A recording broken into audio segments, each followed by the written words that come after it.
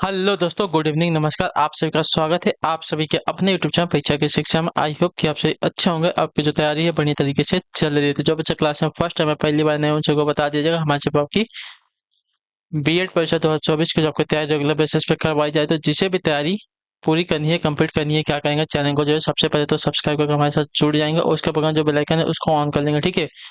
और अजय, क्लासेस से बीएड के साथ साथ जो आपके डीएलएड वाले छात्र हैं, उनके लिए भी इंपॉर्टेंट है, तो वो लोग भी जो है क्लास को पूरा अटेंड करेंगे, ठीक है।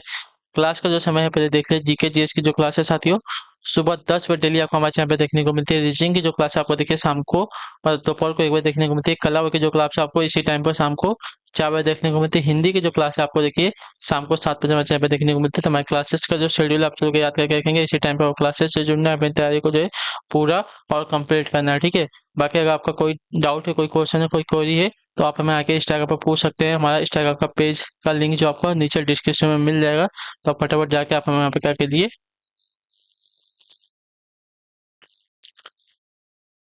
फॉलो कर लीजिए और अपना जो मैसेज है वो छोड़ दीजिए, ठीक है। हम उसका रिप्लाई आपको दे देंगे।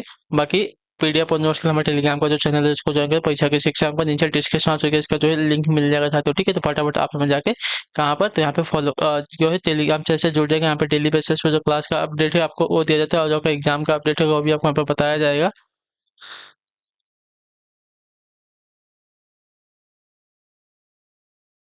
और जो एग्जाम का जैसा भी कुछ अपडेट आएगा आपको वहाँ पे बता दिया, ठीक है। तो चलें क्लास स्टार्ट करेंगे। चलते देखते हैं, ध्यान से के क्वेश्चन को बताने की कोशिश करेंगे, सही सही उत्तर का, ठीक है।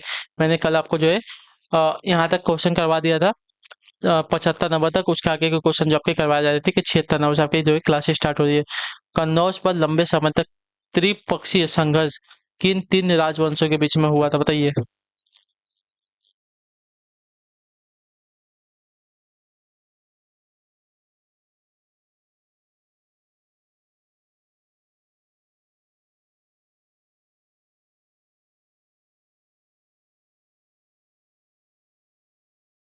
ठीक है, कन्नौज पर लंबे समय तक त्रिपक्षीय संघर्ष किन तीन राजवंशों के बीच में चला था, इसका राइट आंसर क्या हो जाएगा? तो इसका राइट आंसर हो जाएगा साथियों,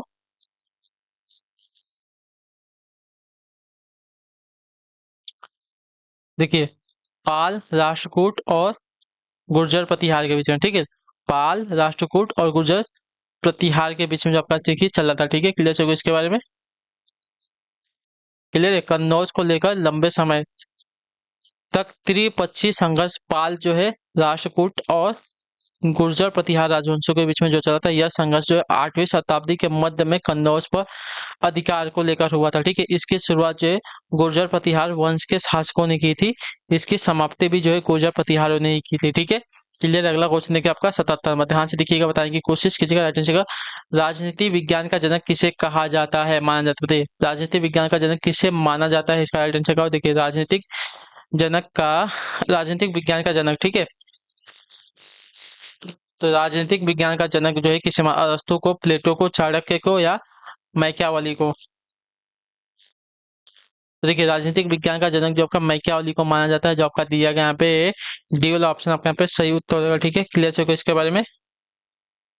चलिए अगला क्वेश्चन देखते हैं आपका 78 नंबर, ध्यान से देखिएगा, बताने की कोशिश कीजिएगा, राइट आंसर। चोल मंदिरों के विषय में निम्नलिखित कथनों में से कौन सा कथन आपका सही है, हमको बताना है, ठीक है।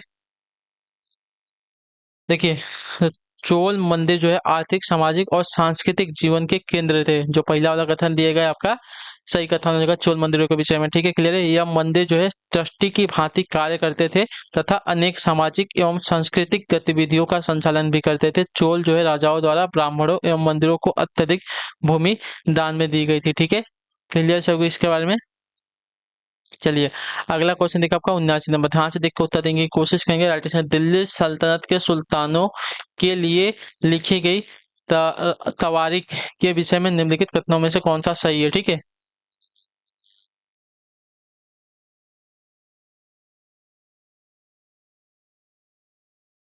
दिल्ली सल्तनत के सुल्तानों के लिए लिखी गई तवारीख के विषय में निम्नलिखित कथनों में से कौन सा आपका सही है, हमको ये बताना है, ठीक है। तो देखिए, दिल्ली सल्तनत के सुल्तानों के लिए लिखी गई तवारीख महत्वपूर्ण ग्रंथ थे, ठीक है। तवारीख के लेखक शासकों को अच्छे शासन की आवश्यकता और न्याय संगत शासन पर बल देते थे, ठीक है। तो जो आपका ये वाला विकल्प देगा आपका यहाँ पे राइट आंसर हो जाएगा। ठीक है, क्लियर हो गया इसके बारे में। चलिए अगला क्वेश्चन देखते हैं आपका 80 नंबर, ध्यान से देख के उत्तर देने की कोशिश करेंगे। बजट होता है क्या, बताइए बजट आपका क्या होता है, इसका सही उत्तर क्या हो जाएगा। देखिए तो बजट आपका जो होता है आपका वित्तीय प्रशासन का अंग होता है, जो आपका ये वाला विकल्प देगा आपका राइट आंसर। ठीक है, बजट जो होता है आपका वित्तीय प्रशासन का अंग है, तो जो आपका ये वाला ऑप्शन देगा आपका राइट आंसर। अगला क्वेश्चन देखिए आपका 81 नंबर, ध्यान से देख के बताने की कोशिश करेंगे। राइट आंसर का तप्तद्वीप शब्द नीचे दिए गए विकल्पों में से किससे संबंधित है, बताइए। तप्तद्वीप शब्द जो है नीचे दिए गए विकल्पों में से किससे संबंधित है, इसका सही उत्तर क्या हो जाएगा। तो देखिए तप्तद्वीप शब्द जो है उष्ण महासागर से संबंधित होते हैं, तो जो आपका दिया गया बी वाला विकल्प आपका राइट आंसर हो जाएगा। ठीक है, यह ऐसे क्षेत्र होते हैं जहां का तापमान अन्य क्षेत्रों से अधिक होता है या मानव जीवन के लिए हानिकारक होते हैं, इतने याद रखिएगा। ठीक है, तत्व जो होते हैं। अगला क्वेश्चन देखिए आपका 82 नंबर, निम्न मौलिक अधिकारों को उस अनुच्छेद के आरोही क्रम में लगाइए जिसके तहत वे संविधान में दिखाई देते हैं। ठीक है,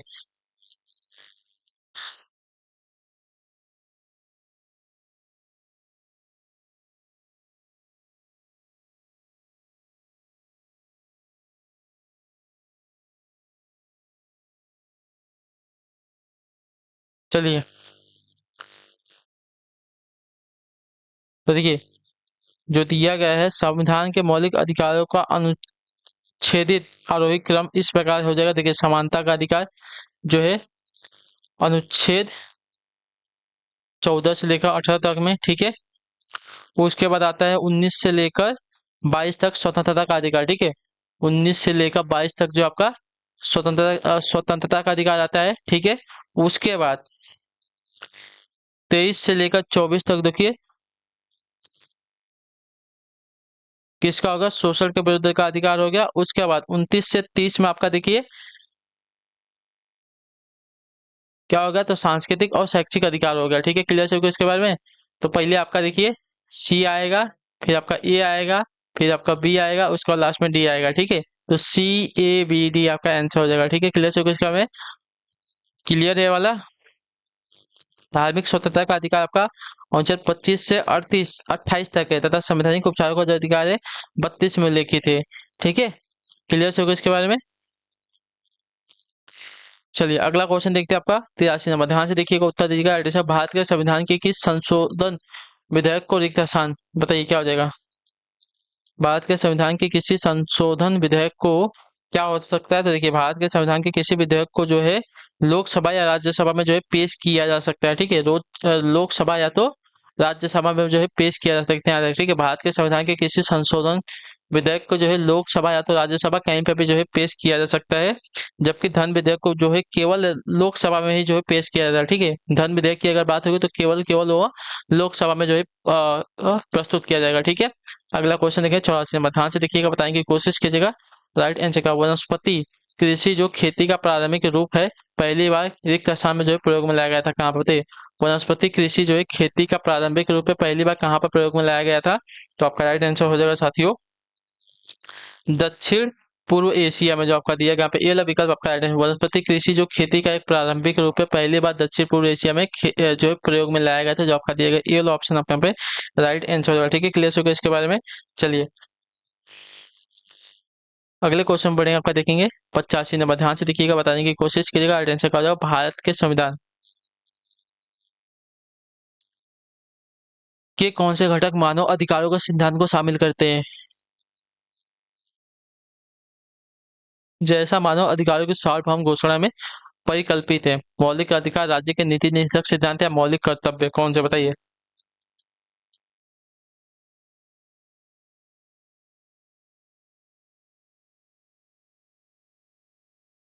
तो देखिए भारत के संविधान में मौलिक अधिकार एवं राज्य के नीति निर्देशक सिद्धांत वाले भाग जो है मानव अधिकारों के सिद्धांतों को जो है शामिल करते हैं। ठीक है, मौलिक अधिकार और राज्य के नीति निर्देशक सिद्धांत जो है क्या करते हैं, तो मानव अधिकारों की सार्वभौम घोषणा के आपके परिकल्पित हैं। ठीक है, तो जो आपका दिया गया ये वाला विकल्प मतलब ए और बी वाला आपका यहाँ पे राइट आंसर हो जाएगा। ठीक है, क्लियर हो गया इसके बारे में। जैसा मानव अधिकारों की सार्वभौम घोषणा में आपका परिकल्पित है। ठीक है, अर्थात इनमें जो है मानव अधिकार संबंधी प्रावधान उपबंधित है। ठीक, क्लियर है। अगला क्वेश्चन 86 में ध्यान से देखिएगा, बताएं की कोशिश कीजिएगा। रिक्त स्थान जो है भारत सरकार में शीर्षस्थ कार्यकारी अधिकारी और सबसे वरिष्ठ लोक सेवक है कौन, बताइए। रिक्त स्थान जो है रिक्त स्थान जो है भारत सरकार में शीर्षस्थ कार्यकारी अधिकारी और सबसे वरिष्ठ लोक सेवक है कौन। तो देखिए आपका राइट आंसर हो जाएगा कैबिनेट सचिव, जो आपका दिया गया यहाँ पे सी वाला विकल्प आपका राइट आंसर, ठीक है। कैबिनेट सचिव जो है भारत सरकार में शीर्षस्थ कार्यकारी अधिकारी और सबसे वरिष्ठ लोक सेवक होते हैं, ठीक है।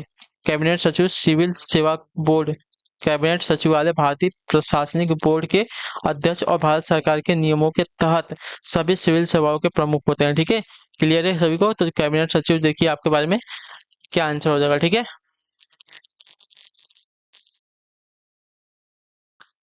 अगला क्वेश्चन देखिए 87, ध्यान से देखिएगा, बताइएगा। उप राष्ट्रपति और उपराष्ट्रपति के चुनाव के संबंध में चुनाव याचिका को रिक्त स्थान के समक्ष दायर किया जा सकता है।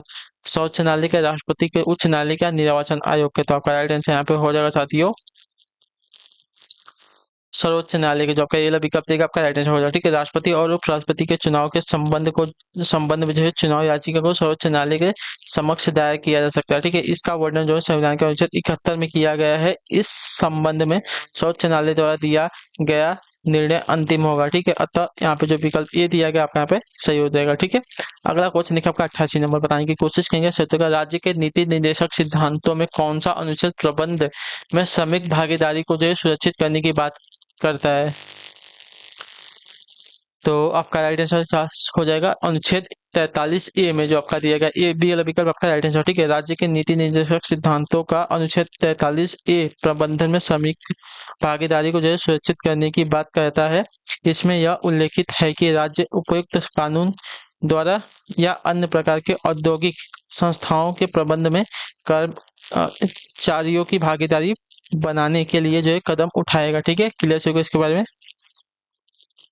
चलिए अगला क्वेश्चन देखिए आपका 89 नंबर, ध्यान से देख के बताने की कोशिश करेंगे। राइट आंसर का निम्नलिखित में से कौन सा विषय जो है राज्य सूची का एक हिस्सा बताइए। निम्नलिखित में से कौन सा विषय जो है राज्य सूची का एक हिस्सा है। तो देखिए यहाँ पे जो दिया गया है कृषि आय पर कर, जो आपका दिया गया ये वाला विकल्प आपका राइट आंसर, ठीक है। कृषि आय पर कर जो है राज्य सूची का एक हिस्सा है, ठीक है। राज्य सूची के विषयों पर राज्य सरकार कानून बनाती है। संविधान के लागू होने के समय इसके अंतर्गत 66 विषय थे, ठीक है। वर्तमान समय में इसमें जो आपके 62 विषय है। संविधान में कुल आपकी 3 अनुसूचियां हैं, ठीक है। संघ सूची, राज्य सूची और समवर्ती सूची, ठीक है। क्लियर है। तो राज्य सूची का हिस्सा है कौन सा हो जाएगा, कृषि आय पर कर, ठीक है, याद रखिएगा। अगला क्वेश्चन देखिए आपका 90 नंबर, बताने की कोशिश कीजिएगा। राइट आंसर, राज्यसभा में भारत के प्रत्येक राज्य के लिए सीटों के आवंटन पर भारत के संविधान की रिक्त स्थान अनुसूची उल्लेख किया गया, बताइए। राज्यसभा में भारत के प्रत्येक राज्य के लिए सीटों के आवंटन का जो है भारत के संविधान की रिक्त स्थान अनुसूची में उल्लेख किया गया। 8वीं सूची में, 4वीं सूची में, 6ठी सूची में, 5वीं सूची में। तो देखिए आपका राइट आंसर हो जाएगा साथियों चौथी अनुसूची में। जो आपका ए वाला विकल्प देगा आपका राइट आंसर राज्यसभा में, ठीक है। राज्यसभा में भारत के प्रत्येक राज्य के लिए सीटों के आवंटन का जो है भारत के संविधान की चौथी अनुसूची में उल्लेख किया गया है। तो जो आपका दिया गया यहाँ पे ए वाला विकल्प आपका यहाँ पे सही उत्तर होगा, ठीक है। क्लियर होगा इसके बारे में। इनमें सीटों के आवंटन जनसंख्या के आधार पर किया गया है। सर्वाधिक सीटें जो है राज्यसभा व लोकसभा में जो है उत्तर प्रदेश में, ठीक है, याद रखिएगा। अगला क्वेश्चन देखिए आपका बताने की कोशिश करेंगे। 91 नंबर, उत्तर दीजिएगा। राइट आंसर का निम्नलिखित कार्यों में से कौन सा जो है संविधान सभा द्वारा नहीं किया गया था, बताइए।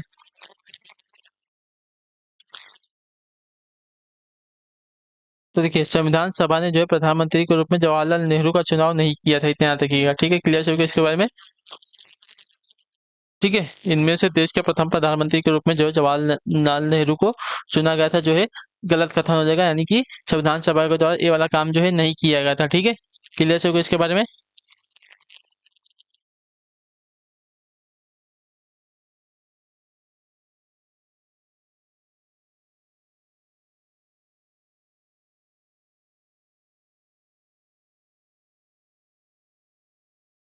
क्लियर है ये वाला। संविधान सभा के संविधान सभा ने जो है प्रधानमंत्री के रूप में जवाहरलाल नेहरू को नहीं चुना था, जबकि राष्ट्रमंडल में जो है भारत की सदस्यता का अनुमोदन तथा राष्ट्रगान और राष्ट्रगीत को अंकित करने का जो कार्य है संविधान सभा में ही किया गया था, ठीक है। क्लियर है सभी को इसके बारे में। चलिए अगले क्वेश्चन में आपको देखें, 92 नंबर, बताने की कोशिश करेंगे। कोरिंगा गरान वन कहाँ है, बताइए। कोरिंगा गरान वन कहाँ पर पाए जाते हैं? देखिए कोरिंगा गरान वन की बात की जाएगी तो आपका आंध्र प्रदेश में पाया जाता है। ठीक है, जो आपका दिया गया यहाँ पे डी वाला विकल्प आपका राइट आंसर होगा। ठीक है, यह जो है मैंग्रोव वनों का दूसरा सबसे बड़ा फैलाव क्षेत्र है। यहाँ जो है 24 से अधिक मैंग्रोव वन प्रजातियां तथा 120 से अधिक पक्षी प्रजातियां जो है पाई जाती हैं।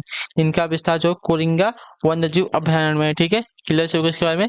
चलिए अगला क्वेश्चन देखिए आपका 93 नंबर, बताने की कोशिश करेंगे। राइट आंसर का रिक्त स्थान जो है समिति के अध्यक्ष होते हैं जिनकी सिफारिशों पर केंद्र सरकार प्रवर्तन निदेशक नियुक्त करती है। बताइए इसका सही उत्तर क्या हो जाएगा? कौन जो है समिति के अध्यक्ष होते हैं जिनकी सिफारिशों पर जो है केंद्र सरकार प्रवर्तन निदेशक नियुक्त करती है? तो आपका राइट आंसर यहाँ पे हो जाएगा साथियों केंद्रीय सतर्कता आयुक्त, जो आपका दिया गया यहाँ पे सी वाला विकल्प आपका राइट आंसर हो जाएगा। ठीक है, क्लियर से इसका है केंद्रीय सतर्कता आयुक्त जो समिति के अध्यक्ष होते हैं जिनकी सिफारिशों पर जो है केंद्र सरकार प्रवर्तन निदेशक नियुक्त करती है। भारत का केंद्रीय सतर्कता आयोग भारत सरकार के विभिन्न विभागों के अधिकारियों और कर्मचारियों से जो है संबंधित भ्रष्टाचार नियंत्रण के सर्वोच्च संस्था है। इसकी स्थापना वर्ष 1964 में की गई थी। ठीक है, क्लियर सभी को। अगला क्वेश्चन देखा होगा 94 नंबर, ध्यान से देखिएगा, बताने की कोशिश कीजिएगा। राइट आंसर का निम्न में से कौन सी आयकर की गणना के लिए कुल आय में से कटौती नहीं है? बताइए इसका राइट आंसर क्या है? निम्न में से कौन सी जो है आयकर की गणना के लिए कुल आय में से कटौती नहीं है? इसका राइट आंसर क्या हो जाएगा? तो देखिए इसका सही उत्तर आपका हो जाएगा साथियों व्यक्तिगत ऋण पर ब्याज, जो आपका दिया गया यहाँ पे डी वाला विकल्प आपका राइट आंसर। ठीक है, व्यक्तिगत ऋण पर जो ब्याज है आयकर की गणना के लिए कुल आय में से कटौती नहीं है। ठीक है, अर्थात आयकर की गणना करते समय, ठीक है, आयकर की गणना करते समय व्यक्तिगत ऋण पर ब्याज को जो है घटाया नहीं जाता। ठीक है, जबकि अन्य सभी को जो है घटाया जाता है। ठीक है, शेष बची हुई आय पर ही आयकर देना पड़ता है। ठीक है, क्लियर से इसके बारे में। अगला क्वेश्चन देखें 95 नंबर, बताने की कोशिश कीजिएगा। अटेंशन का निम्न में से कौन सा बैंकों के राष्ट्रीयकरण का लक्ष्य नहीं? बताइए निम्नलिखित में से कौन सा जो है बैंकों के राष्ट्रीयकरण का लक्ष्य नहीं है? देखिए बैंकों के राष्ट्रीयकरण का लक्ष्य जो दिया गया है कौन सा नहीं है ना, हमसे पूछा है। तो आपका जो दिया गया है यहाँ पे बैंकिंग कारोबार का संकेंद्रण करना, जो आपका दिया गया यहाँ पे बी वाला विकल्प आपका आंसर। ठीक है, बैंकिंग कारोबार का संकेंद्रण जो है बैंकों के राष्ट्रीयकरण का लक्ष्य नहीं होता। ठीक है, राष्ट्रीयकरण के पहले बैंकिंग सेवाएं कुछ पूंजीपतियों एवं बड़े व्यापारियों तथा किसानों तक ही सीमित थी, जिसके फलस्वरूप समाज के दोनों वर्गों में बहुत बड़ी आर्थिक दरार उत्पन्न हो गई थी। ठीक है, इस आर्थिक विषमता को दूर करने हेतु बैंकिंग सेवाओं एवं सुविधाओं का लाभ समाज के सभी वर्गों विशेषतः ग्रामीण कस्बाई क्षेत्रों में जो है बसे कमजोर वर्गों के लोगों तक जो है पहुंचाना बैंकों के राष्ट्रीयकरण का मूल उद्देश्य था। ठीक है, इसके तहत बैंक शाखाओं का असीम विस्तार, ग्रामीण एवं प्राथमिक वाले क्षेत्रों में बैंकों का प्रवेश तथा जमा राशियों का विस्तार किया गया था। ठीक है, अगला क्वेश्चन 96 नंबर, बताने की कोशिश करेंगे। राइट आंसर होगा बैंक ऋण के प्रयोजन के लिए अल्पकालिक फसल किसने मानी जाती है? बताइए बैंक ऋण के प्रयोजन के लिए अल्पकालिक फसल जो है किसे मानी जाती है? तो देखिए जो फसल 1 वर्ष या उससे कम के लिए उगाई जाती है उसे आपका अल्पकालिक फसल कहते हैं। ठीक है, तो जो फसल 1 वर्ष से या उससे कम के लिए उगाई जाती है उसको क्या कहते हैं? अल्पकालिक फसल कहते हैं। ठीक है, देखिए जो फसल 1 वर्ष या उससे कम के लिए उगाई जाती है उसे अल्पकालिक फसल कहते हैं।